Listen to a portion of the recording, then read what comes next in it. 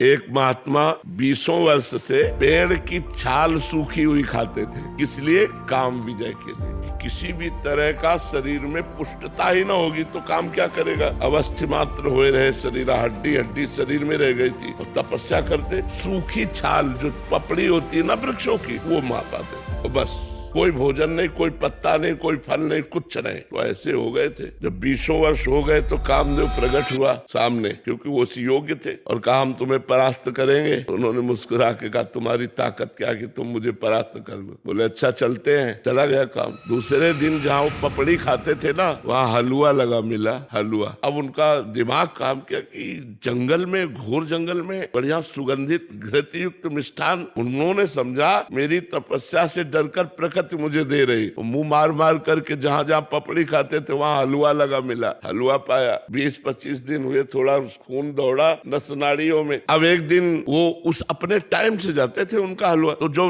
Time से गए वहां पाने के लिए, तो देखा एक 16-17 वर्ष की लड़की हलवा लगा रही। वही भयभीत होने का वो नाटक किया। बोले भयभीत मत हो, भयभीत मत हो, शांत रहो, नजदीक आओ। जो ही देखा तो कमल नयनी सुंदरी छम छम करती हुई पायल। महाराज ने कहा कि तुम डर क्यों रही हो निडर होकर? ये हलवा तुम लगाती थी? हाँ महाराज, आप जैसे तपस्वी की सेवा हमारी सामर्थ्य कहाँ की आंख मिला के कर सके कि मैं आपके सामने जाके हलवा परोस सकूं, इसलिए छुप छुप के। बोले आज से छुपने की जरूरत नहीं है और पेड़ में लगाने की जरूरत नहीं, सीधे ले आया करो पात्र में हलवा। 10-5 दिन और हलवा पाया सीधे। अब तो काम वेदना अंदर जागृत हुई। उन्होंने कहा देवी तुम्हारा ब्याह हुआ है? तो उनका नहीं महाराज। बोले मेरा भी नहीं हुआ। तो बोले मैं आप जैसे महान तपस्वी को पति रूप में प्राप्त कर सकूं, ये तो मेरा सौभाग्य है। तो उनका फिर बोले एक शर्त है, हमारी माँ जंगल के बाहर रहती है, और उन्होंने कहा पति वही बनेगा जो अपना मुंह काला करवा कर हमें पीठ में बैठाल कर वहां तक ले जाएगा। बोले कर सकता हूँ। घुटनों के बल चल करके वहां, जब वहां ले गए तो कामदेव खड़ा था और बोला देख